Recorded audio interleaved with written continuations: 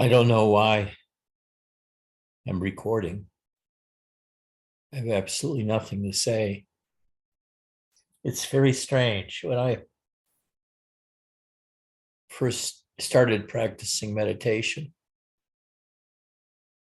in the late 60s, when I practiced long and hard, I get to the point where, and it's hard to describe, but my mind felt closed and my head felt like a rock, and no thoughts could penetrate into it.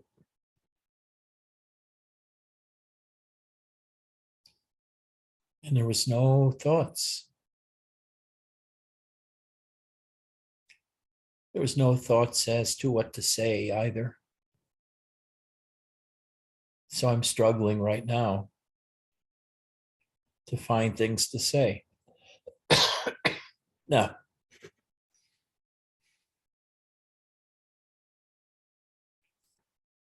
as you know, I became a Buddhist and went on a pilgrimage, more or less, to the desert and to other places to practice meditation. And I went to the desert in southern Arizona first with a tent, a backpack, to practice meditation there.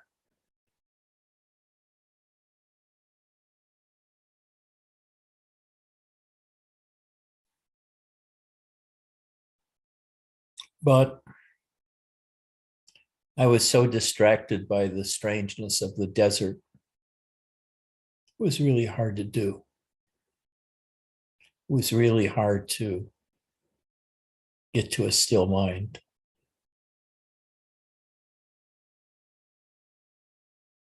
I had to wait a few more months until I got to Mount Baldy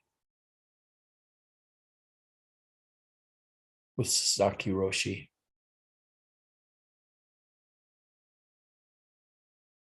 who's the only teacher I had that outlived me.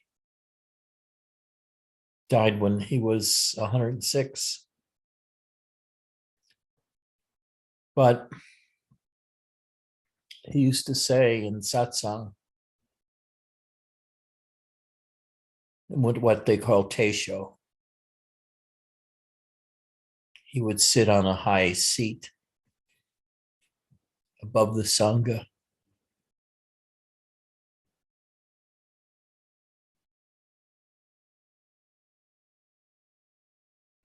and say in Japanese whatever he was wanting to say, and somebody would translate it. And at that time, I used to get like this just prior to disappearing altogether and becoming the world. It's quite an experience when you first find your mind totally blocked and like a rock or a block of wood, and no thoughts penetrate. And you feel something strange is happening to you because you're not used to this kind of existence.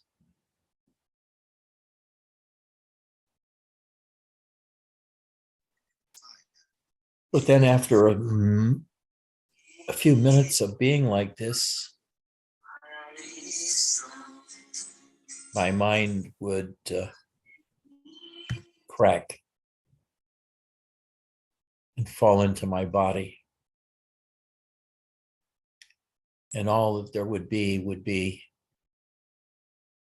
oneness. My body was no longer there. And I was one with the world. Now the mind isn't cracking, but nothing is really happening. And I'm just kind of amused that I can still talk with nothing to say, but my mind not actively cutting off the words. But I'm empty.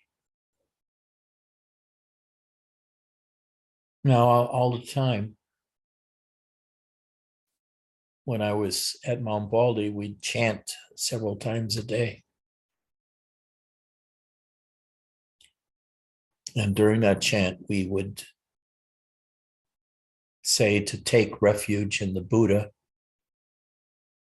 the Dharma or teachings, and the Sangha, which is the community. But none of that is true. It's like something to tell you when you're still in a need for escape from the world.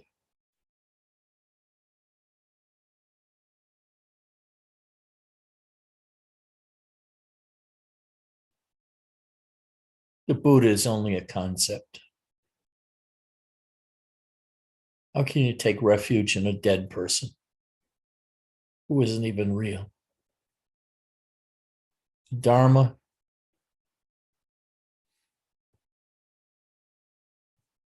the Dharma is bullshit. It's just teachings that are meant to soothe your soul and not really to give you any insight about anything. And to take refuge in the satsang, in the community, in the Sangha, that's probably the realist. Well, a FedEx truck, a large one, is pulled up outside, so there's going to be a doorbell ringing in a minute after the delivery. It's probably more cat food. It's impossible to get the proper cat food from the local stores anymore. So I have to order it on Amazon or from Chewy. And when I did the orders in early February, it wasn't in stock, and it wasn't supposed to be delivered until March. Now they're coming in, box after box of cat food.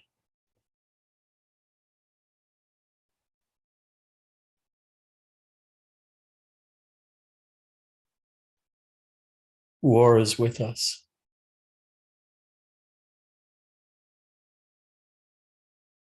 It's not like the wars we fought in Afghanistan or Iraq. Because if you're on television, the reporters and the journalists are there every day showing us more and more horrible movies about death and destruction in Ukraine. Bodies in the streets, mortar shells going off in the streets, people being killed in front of our eyes.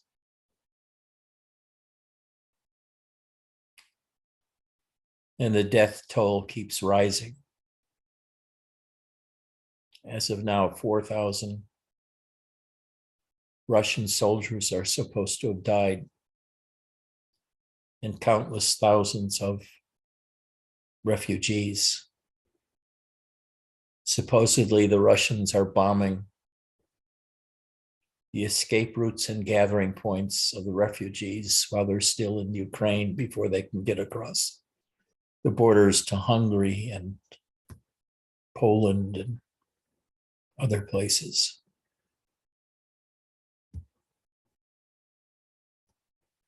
And the United States grapples with whether to send fighters from Poland, MiG-29s, to Ukraine freedom fighters. But our president has said no.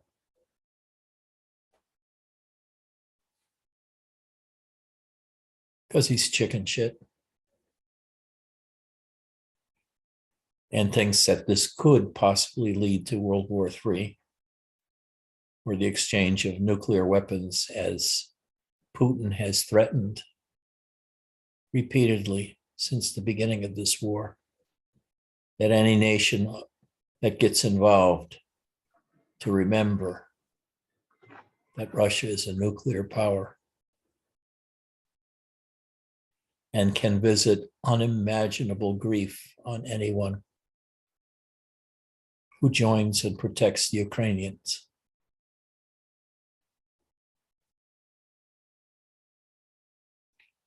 But to me,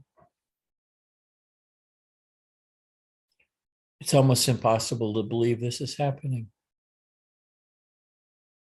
I mean, this is close to 80 years since the end of World War II, and this is the first time we've seen anything like this since World War II.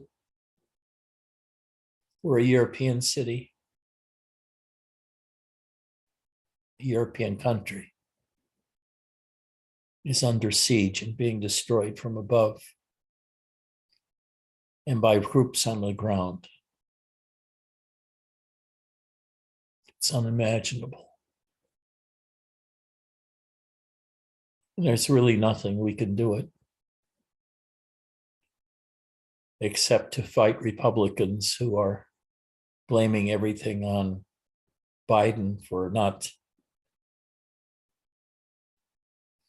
encouraging digging of more oil in the United States, even though digging oil in the United States wouldn't produce any new oil until 6 or 7 or 8 months. Republican stations, Fox is relentless in criticizing Biden for the whole thing, even claiming that Biden was responsible for it, for not being tougher with Russia in the days and months leading to this war.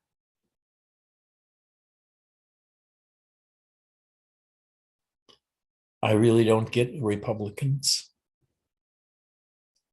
They were bad before Trump, and they got much, much, much, much worse under Trump. At least now, I think that Trump won't become our next president because our hatred for Putin is so large now, and we remember his support of Putin in Russia. Thank God for little surprises. But anyway,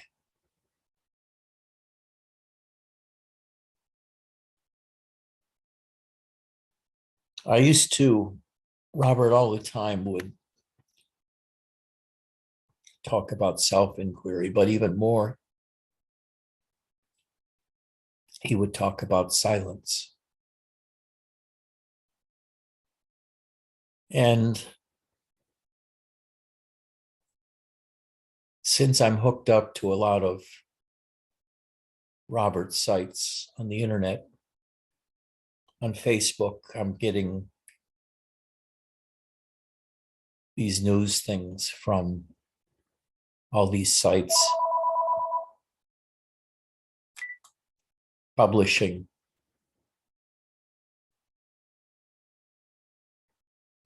some of his sayings. And in one of them, he says meditation is good, self-inquiry is good.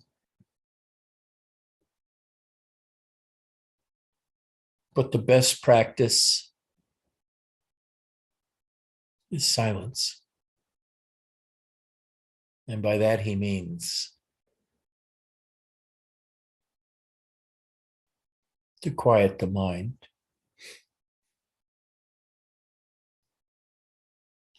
And so to speak, just relax and sink into yourself.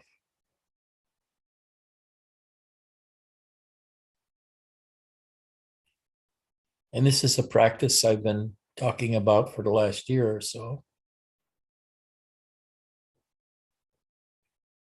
And I do find it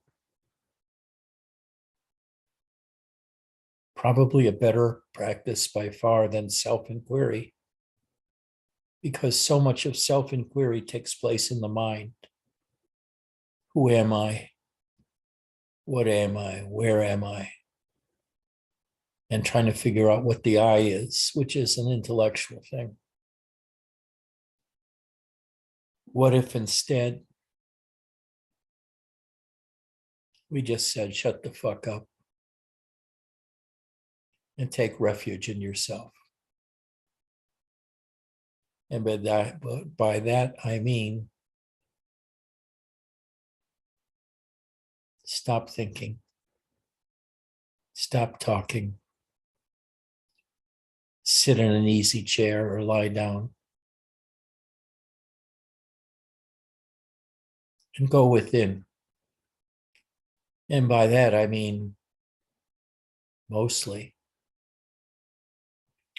don't allow your attention to move outside of yourself to your surroundings, to the doorbell, to cars and truck noises on the streets, to the sound of birds, to planes overhead, to the honking of car horns or voices outside on the streets talking to each other loudly. Just go into yourself. And what do I mean by that? Exactly what I mean. Exactly what I say. You close your eyes.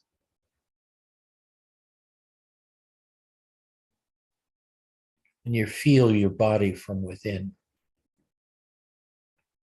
You feel your face.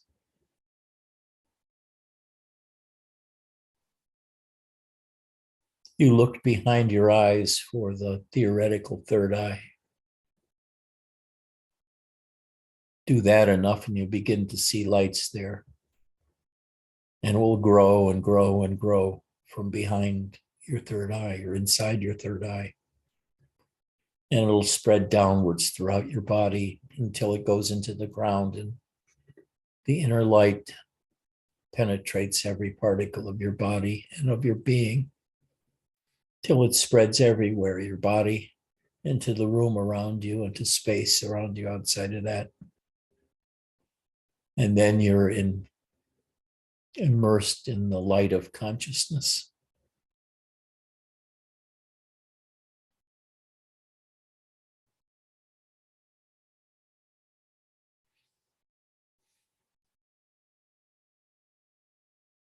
And as you're sinking into the light, you see it permeates the darkness within. The darkness that was first there when you turn your attention imaginatively to inside of you, your inner vision inside of you, into the darkness inside, like you turn your eyes around and there's no light inside of there, so everything appears dark. At the same time, the light comes through your eyelids and fills the space in front of you with a kind of pinkish, reddish darkness, which becomes very comforting.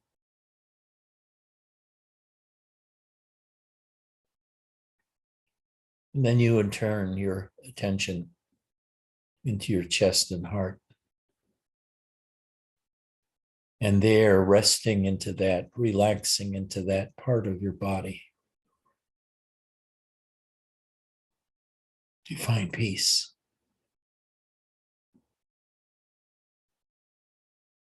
The mind stops talking to you. Your mind does. And then you sink into your gut. And the peace becomes even more dramatic, blocking out the noise of the world. And you're immersed in your own self, for that's what the self is this state basically underneath your mind,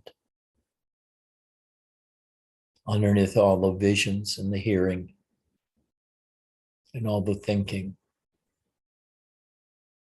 It's your sense of beingness, of being alive.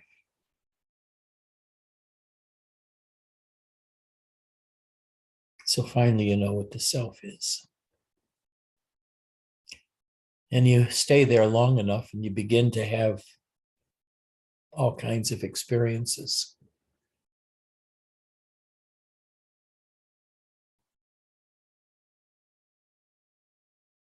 Like being in a shower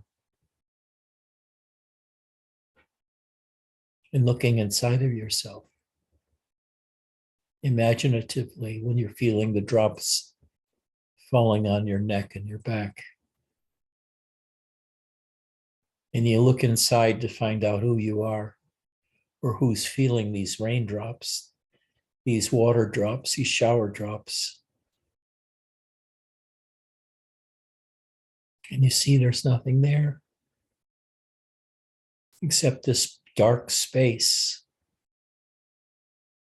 that you're well acquainted from practicing meditation. And you see there's no one there. There's no entity there. And you, as the looker, feel shocked because you can't find any entity within yourself, including the one that's looking and exploring. You can't find the observer. The observer has no sensation whatsoever. It's beyond sensation. It's on the other side of sensation. It's the observer. And the observer can't see itself because it's not sensual. It's not part of the existential world.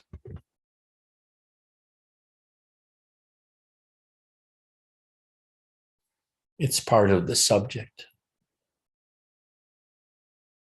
And the subject cannot experience itself as an object. It's in an entirely different universe than the object, than the existential world. And yet somehow it reaches into and is aware of the world of sensation, the world created by mind and by the senses, including the visual space around you. That includes your house or apartment, the space outside, the sound of birds outside, the sounds of airplanes outside, the sounds of horns outside in traffic, or the sounds of the wind in the tree. I remember at Mount Baldy, I would be sitting and hear the winds and the giant fir trees outside. And I would become that wind blowing through the trees. I was no longer sitting in satsang inside a zendo with 30 or 40 others. I had become the wind, free of the body, free of being a human being, and instead being pure sentience, just awareness.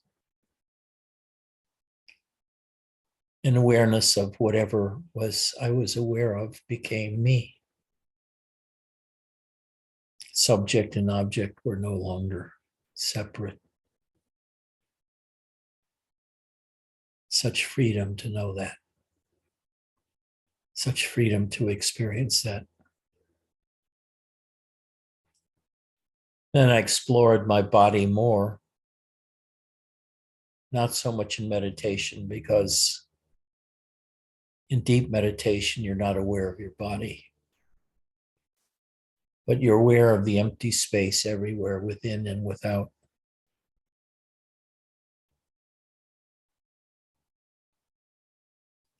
And there's absolutely nothing there. There's just silence. Silence in the light of consciousness everywhere, the same. No existence. And I'm talking now about what the experience is like, but when you're in that experience, you're not really looking around anymore. You're not exploring anymore. You are it. You'll become one between the observer and the observed. The observer is always invisible because it's subject. But the distinction between subject and object has disappeared. And there's only oneness and peace and silence. And you are invisible. You don't exist. Just the world exists and you are it.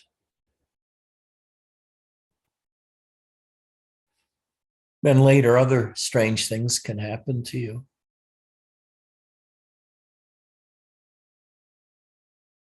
Like waking up in the morning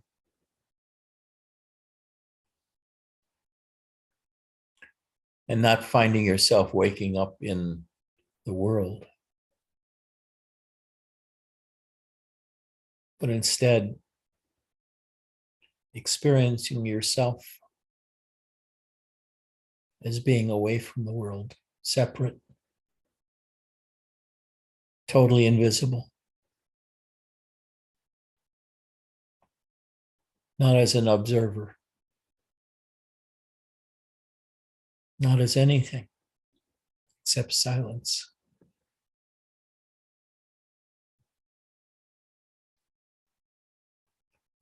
And then all of a sudden, the world comes to you as if it's coming from 30 feet away as a cloud. And as it comes towards you and gets closer and closer, the energy of consciousness comes into your head. And if you open your eyes, the world is there. If you don't, just the sounds of the world are there. And the pressure of your body against the mat or the bed.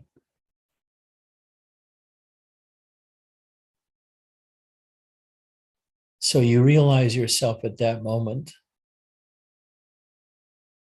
as apart from existence.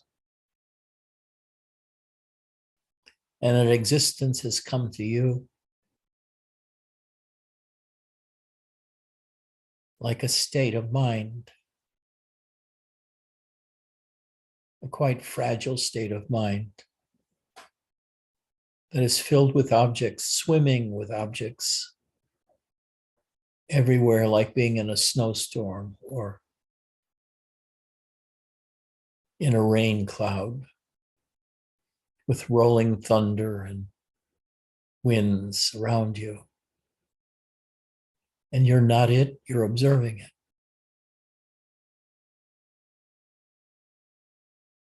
Until it penetrates you everywhere in your body. And you're no longer a body, but you become this existence which came to you like a cloud bank, uninvited. And you see that your life is not yours, it's sort of a projection that comes to you from the mind of God or wherever.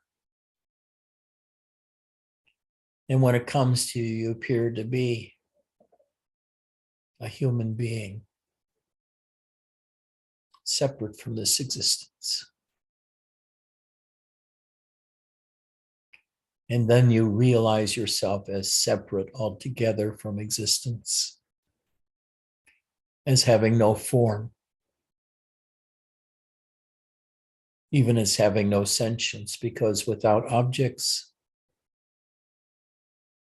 there's nothing to let sentience know that you exist.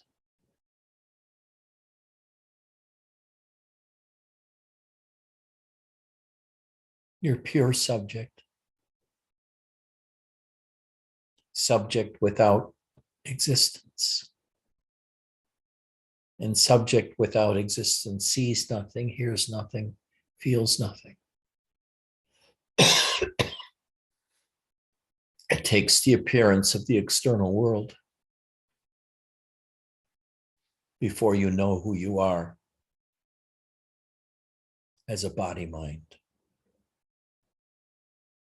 And in this show that you perceive,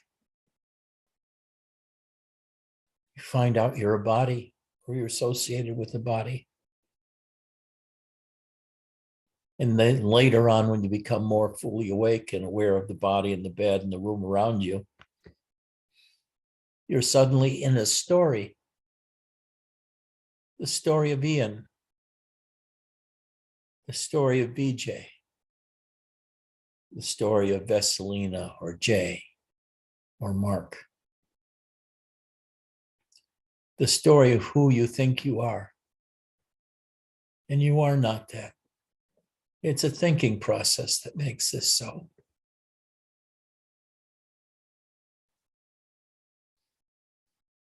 And in this imaginary world that you live in, the story starts with a birth that you've never experienced, to a death you've never experienced. You've just heard about these things. And you fear death because you don't know what the fuck death means, except that it's the end of the body and what's going to happen to you then. Well, you're away from it altogether. But you're not going to be aware of anything after you're dead.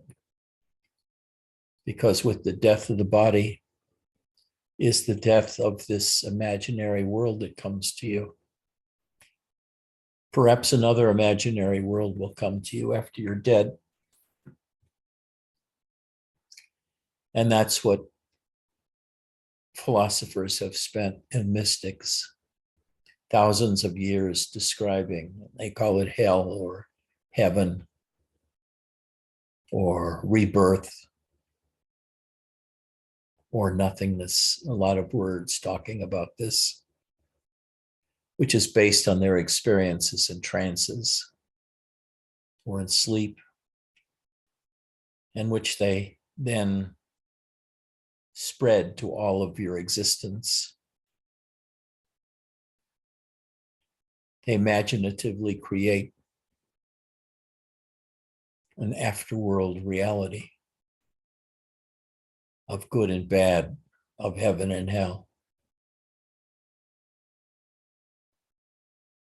And you know it's done basically to make you feel peace, that you don't have to worry about death. Because depending on how you've acted, there's a better world or a much worse world waiting for you on the other side. But it's all bullshit. You have no idea what's there. Neither have I. But I just know what it's like to live and be aware without having a body. Because it happens to me every morning. When I wake up and see the world and the story of Ed come over me like a cloud visiting. Like I'm sitting on a beach and a fog bank rolls in. And suddenly I'm aware of fog in the ocean and the seabirds calling and the waves, the sound of the waves and the feeling of wind against my face and body. But who I am or what I am is never visible. I'm just the observer. And the observer has no body, has no mind, has no existence really, because the world of existence is separate from the observer. So you can play with all of these different things. When you get used to waking up from sleep, you learn how to play with it and to go into the no mind state of sleep and then come out of it and witness birth again.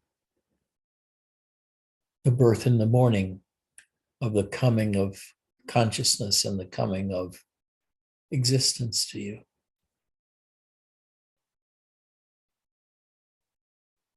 So what is this all about?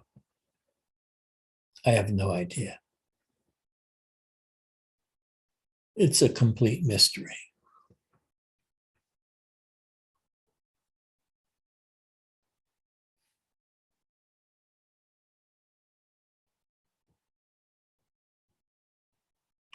And I'm pretty sure none of you know either.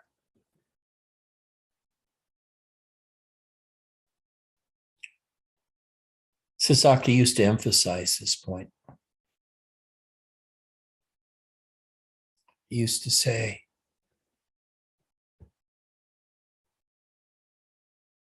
one minute you're here, the world is here. Then poof,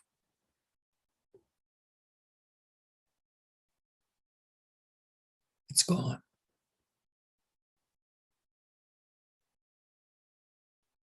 How can you build a philosophy about what is happening based on those experiences?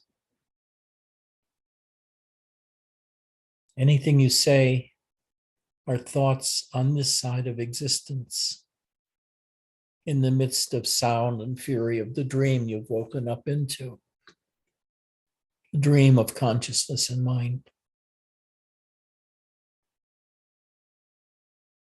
And it's trying to imagine what's on the other side of the dream of the story. And its only answer is nothingness, which really isn't an explanation because it describes that which does not exist. And words only describe things that do exist.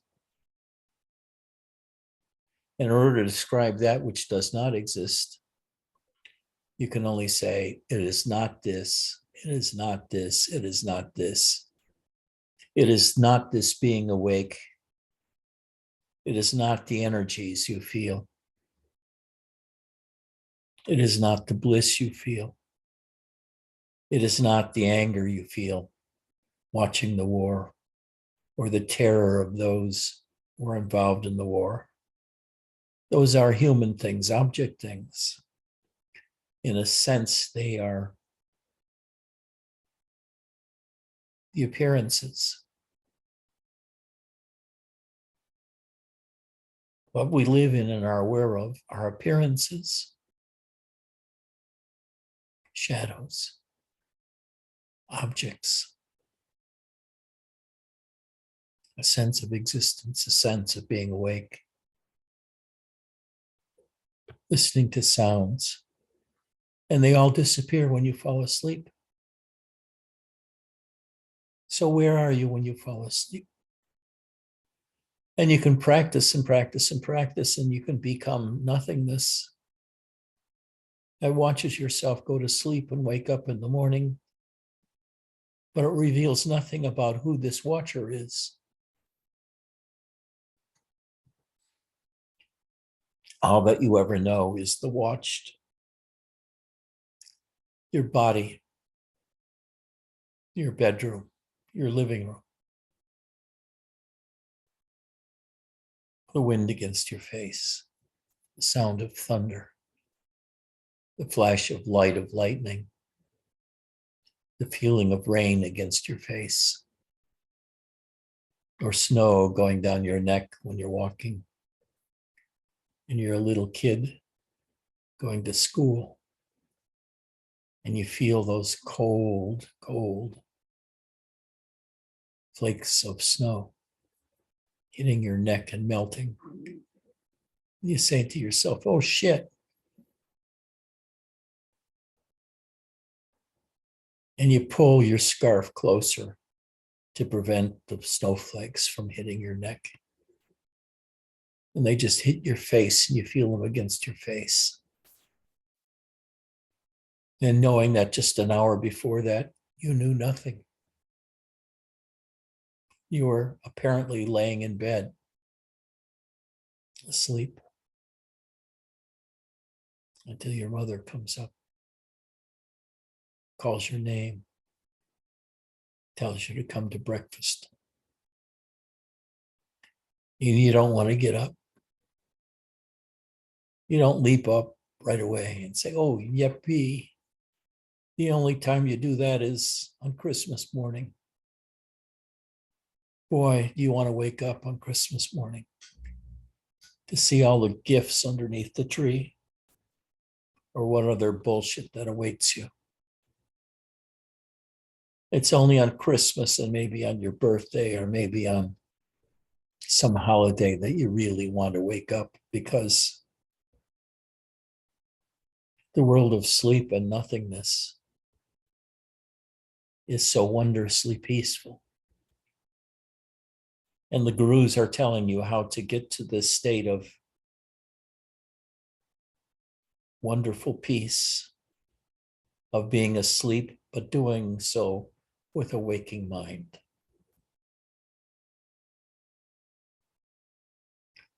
That's what way words are doing to you. Now they're trying to show you what this nothingness is like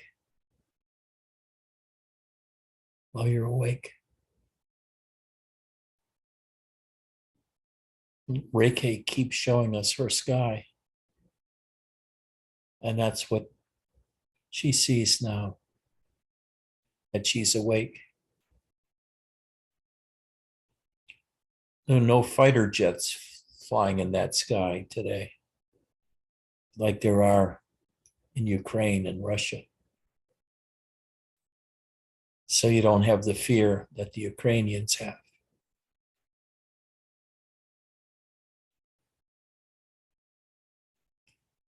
And after a while, watching all of this over the years, you begin to think all this stuff is not real.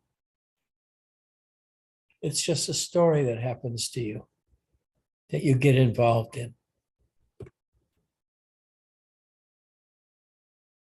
Know that your true state has nothing to do with existence.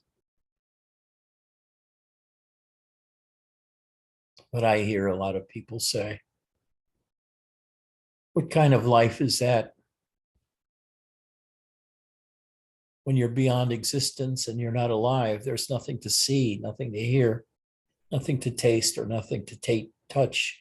That must be so boring to have nothingness there. Well, as you know from your own experience, when it comes, the experience of nothingness and the peace in it is unimaginably great. And most of the time we struggle to stay asleep rather than wake up in the morning. We curse the alarm clock for waking us up because we love the nothingness of being asleep.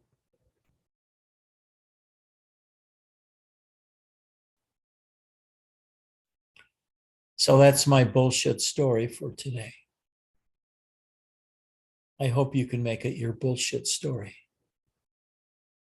and escape while you're asleep or while you're awake into nothingness and see that nothingness and the darkness lying beyond the light of consciousness is so enticing.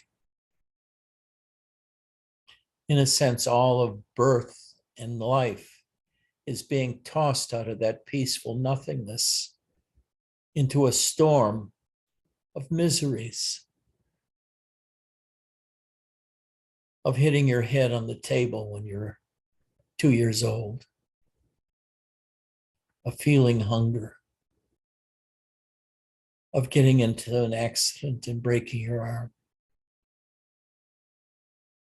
of feeling the cold, being outside without enough clothes on, of feeling the stinging rebuke of somebody you care for who's telling you what a loathsome asshole you are, and how you feel hurt, and how you feel the loss of love from that person, and how it makes you angry. How dare they say that about you when you know yourself to be so perfect?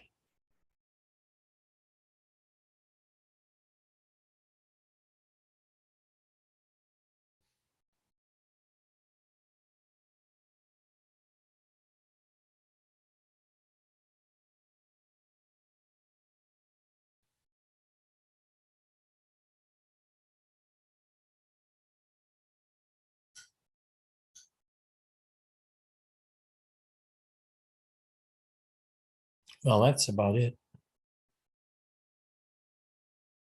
That's the whole story. And I've come to feel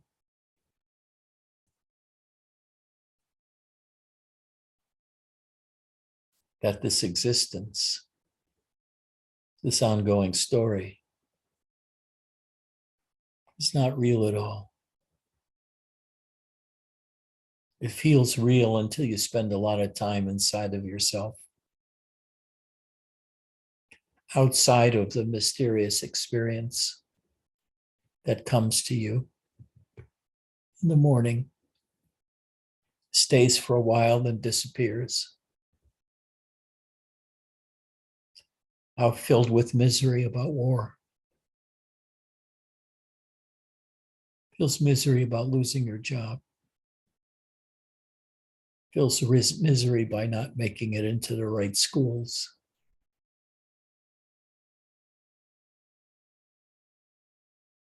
Feels misery because you found the wrong partner in life. Or maybe feels good because you think you found the correct partner in life.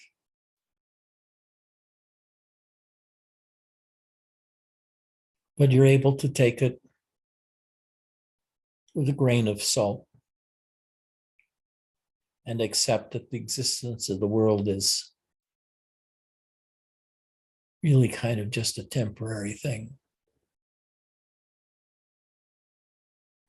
It's just confined to maybe 16 hours of an imaginary day. Then it disappears at night. And you disappear to yourself. There's no consciousness at night, except when you have a dream. And the dream is oftentimes about the story you're in when you wake up.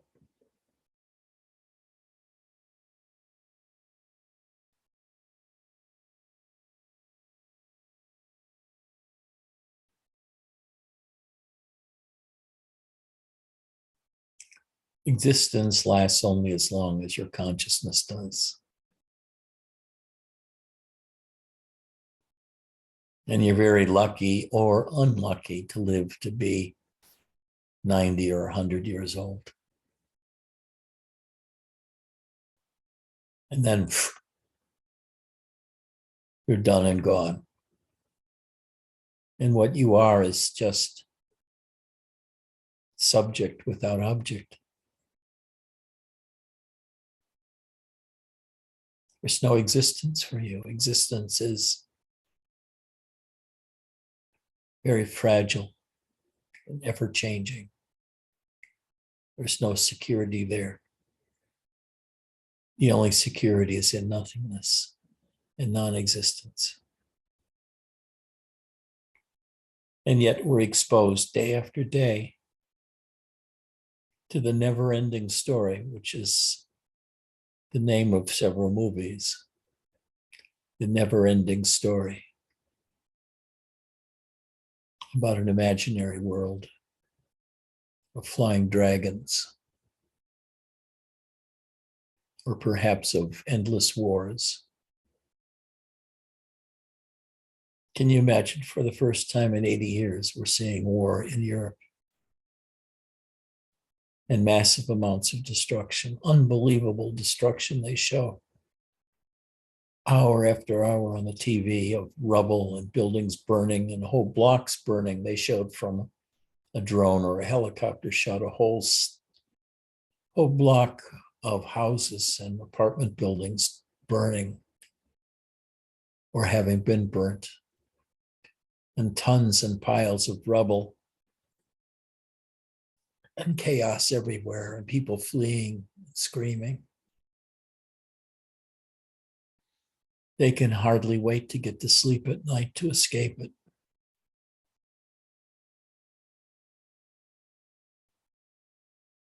We escape the horror only when we sleep. And yet, isn't it so strange? We want to stay alive longer and longer and not experience the big sleep. Because we really don't know what happens after the big sleep. And the idea that we'll just disappear is unimaginably painful, because everything we love will be lost, and we think that we're going to feel miserable when everything is lost. But instead, there's just nothingness.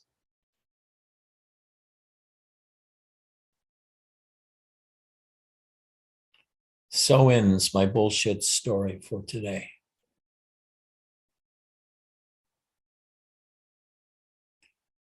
BJ, what city is that behind you? I guess it is Newark, New York. You don't know? We were just flying over that, so I took it there. Near flying to Newark, it's near to Newark, whatever it is, 20 miles away. You took a flight to Newark? Yeah. You flew from where? From Atlanta.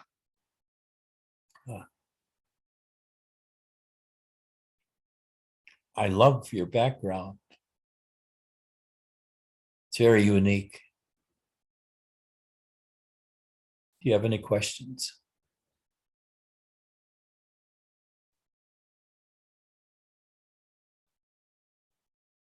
Eric, any questions?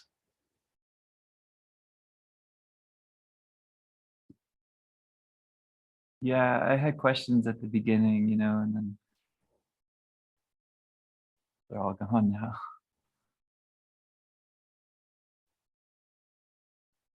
I guess there is one question, which seems to be coming up for me more and more, which is this question of the observer. That I can experience or seem to have experiences of emptiness, of nothingness, of love. But there's this observer, which is observing the nothingness and seeming to be still in this world of duality, because I'm seeing myself as the observer of the nothingness.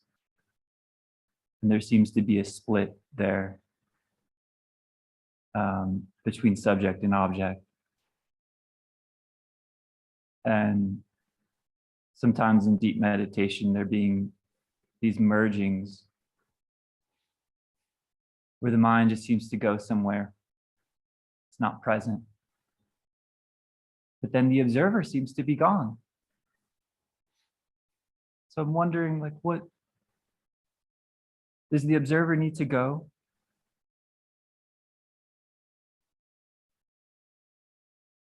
That's the question.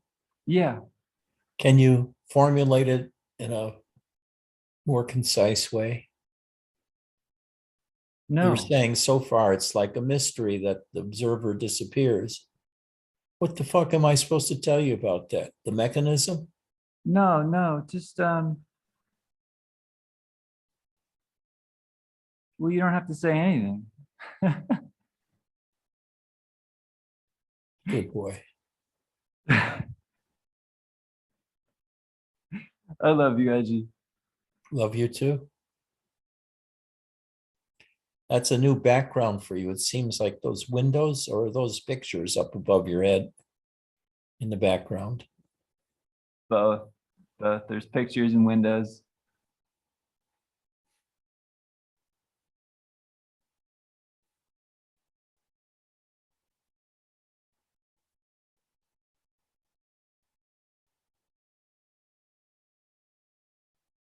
What is your experience, Jay?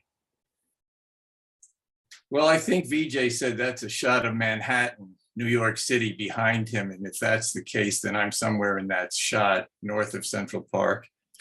The rest of it is something about noumena becoming phenomena, as Nisargadatta said, because it can. It's sort of like whatever this is a projection. But there's still something like Eric seemed to be saying, like we don't exist and we don't not exist because we're posited here as whatever we are. And in that, even in pure awareness or pure being, there's an amness. And it's sort of like a supra nothingness. Like pure nothing, everything from nothing, God's imagination or God's dream or something or other, but it's sort of like God had to be two to be one. In other words, that God is a concept in so much of this, even pure subjectivity is a concept, but even this struggling somewhere, even for, but I'm trying to understand in the absolute, where there is no pure awareness, has no self-awareness, but there's still something there, even as the concept of awareness. And I'm struggling with that. I'm not nothing. I mean, I am nothingness, but my awareness of nothingness has to keep going ad infinitum. And I can't break that trajectory. I don't know. Does that say anything? I mean, there is a question in there. It's sort of like Nisargadatta said he didn't believe, or that we don't reincarnate, but he thought that there was a residue from it, each incarnation. And then basically that this is a desire body. You want a body, you get a body. And then the thing, you do with it, drop it in, and all of these things are saying you do it again, or as many times at least. And then there's this page in the Tibetan Book of the Dead, which basically says, you know yourself. If one knows oneself and knows that there's nobody home, then you don't have to do this routine again. You simply do not need to reincarnate, whatever those words mean. And I come here for the pure invited trip, but I still love the God manifest trip. But somewhere in there, I don't know, you take me away every day and I don't know what I just left you with, but I'm still in awe. And I love that Maxie came on camera because I love Maxie. And I love you, Edgy. Love you too. Well, those questions you ask in a kind of very muddled sort of way are what happens when you think. Now, if you don't disturb yourself with thinking, all that you're left with is waking up in the morning, yawning and stretching. And you can say at that point, oh, fuck, another day. Or you can say, whoa, another day. And then you leave all that thinking to the books and you say, you can think all you want in those books. I'm not going to touch them anymore because I don't know. And nobody knows, really. Nobody knows what's beyond existence. It's all imagination. To talk about nothingness being somethingness, about nothingness being some sort of different world, a godlike world, or a subsistence type of world, but really that doesn't explain it. It just says the same thing over and over again without explaining it, just making up different imaginations to explain it. The vet ran a blood test on my little cat and it turned up the first stages of kidney disease. And I don't know how to deal with it. I mean, she's going to be 15 on St. Patrick's Day. I have to talk to him and find out how to approach this. But let me tell you, to address 2 points. Yeah, I look the latter. I look forward to waking up every morning and going, yeah, that's great. And the rest of it is just simply being in silence, simply trying only to look at the terrain and to use the templates, a word I've used from these satsangs, to try to find grace and God's love in every single miracle moment. And somewhere in whatever I'm exploring and my verbiage, I find God's love in that. So, Eric, I love you for how you got closer to this than I could have ever have. And Edgy, you helped me every single satsang. And all of the other moments in grace and your grace and God's love. And God bless you tomorrow. I'm got 4 months before the big 8-0, but I love you very much. For someone who was never born and doesn't die, but doesn't know that. So it's a marathon, not a sprint. Don't get lost in these concepts. You're right. Right now, what you have to worry about is the creatinine level and the bun level of your little kitty. Yeah. You have to learn how to give fluids yourself at home with the help of your wife. Yeah. And there are certain things you need to know. Keep the bag of fluids warm so they don't squirm so much, or she won't squirm so much. Yeah. Use the smallest needle you can that she'll tolerate. Yeah, I hear you. And to learn how to force feed the kitty when she stops eating by getting baby food in a syringe and feeding maybe 40 milliliters of baby food twice a day. And you'll find out you'll get increasingly close to her these last months. And if you're lucky, year or two of her life. Yeah, yes. Because you're taking care of her and she will feel that constant attention that you're giving her and will surrender to you in ways she's never done before, and you will feel it. And you'll feel torn like you've never felt torn before. I feel that, yeah. But your whole day should be studying kidney failure in cats. I think there's a website that I used to look at all the time.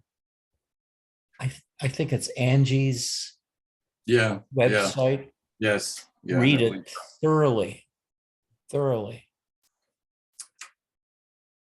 Well, we were told that the polycystic fibrosis was bred out of this particular category, but she's Persian. I'm guessing that's one of the things that they can be prone to. And All cats are prone to kidney disease. yeah, They're desert animals and they don't drink enough. right. Ruins their kidneys. The two love your- big things that get cats are kidney failure and cancer. It made me think of you and Kali right away. I have a picture of you and Kali, which is my screenshot. And it's a long enough time to go so that it's just the gentlest. You have a lot of pain ahead of you in the next few months or so, or next year or 2 years, if you're lucky. I understand that. I was praying that in my, not delusional, but in the sense that I thought that this could be forestalled.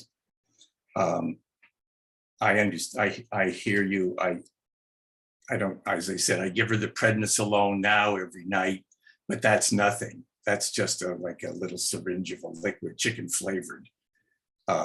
I don't know that she can do the injection with the fluids behind her neck. I don't know. I will have to see if that's doable.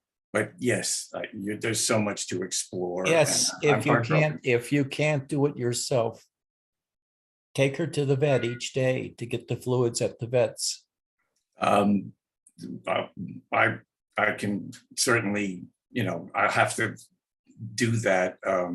I'll have to explore it. I mean, Find a vet close to your house where it's well, easier to do. everything here in Manhattan is close enough. The vet is extraordinarily good. I was looking at things, like $2,300 just to get her teeth cleaned. So the idea of every day having somebody administer fluids, it depends. I mean, she's my life, and I so know. maybe. Pardon me? I know. Yeah, and I know that, and so I we'll have to remember see. with my little buddy several years ago, when we were living further north here in Phoenix, in Sun City, I would put Buddy in a little cat carrier and go on my golf cart and take him to the vet every day for fluids on my golf cart. And he got to see the countryside. And they used to joke about me coming in my golf cart to get the fluids for the cat. But they did it very quickly. And every day it became easier and easier because the routine set in. Because the idea of learning how to do it for yourself is hard because you don't know whether you can or not, but you can. But until you can, Right. take her to the vet to get My the fluids. vet is 6 blocks away, and they've known her all her life, and they're exceptional. That's all they do is cats. And there's this one woman who's just dedicated to cats. I will probably have to do this and try to work out a structure, like whatever cost-wise. But I want her in my life every moment that's possible. And I want to minimize the impact of any of this on her. I can't. I love her. She is my life, my joy, and an absolute blessing. And as someone somewhere along the line basically said, no creature thinks that they're inferior to man. This hierarchical bullshit that we think we're part of. This little cat is my lover in the sense of equating every single thing that I need in this world in a way that is unimaginable. Every moment, just beyond anything. the absolute constant bliss and grace. God manifest in a way I could have never imagined.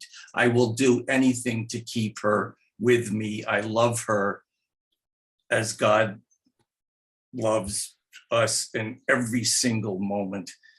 When you brought Advaita back to the marketplace in God Manifest, you made our resonating in as humans something exquisite, something like I never even imagined. No one I'd ever read did this. And it's why I loved you since I started reading your blog in 2006, why I've read your book, Self-Realization and Other Awakenings, many times, why I still keep reading Robert Adams.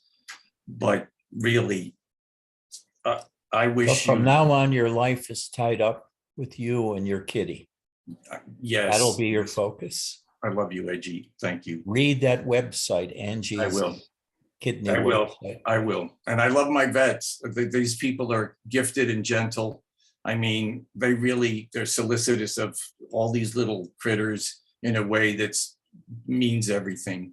So I just have to figure out, anyway, what you said and taking her to the vet, maybe the way I structure this, just to help her. Again, her love is my gift and God's gift. Thank you, Edgy. I love you. Thank you, Jay, and thank you all for coming. I'm going to leave off now. Happy birthday, my beloved. Yes, I'll be 80 years old tomorrow. I'm Yeah. getting a chocolate mousse cake with nothing but a big 80 in red icing on top of it today, later on today. And I'm not waiting till tomorrow to start eating it. I'm looking down the road and I'm seeing it illuminated by 80 candles. So not so far away. Anyway, love you. Love you all. Mark, I'm going to turn it over to you. I love you Sure. all. I love you, Edgy. Happy birthday, Edgy. Thank you. Thank you. Take care. I'm turning this over to Mark now. I love you. Take care. Take care.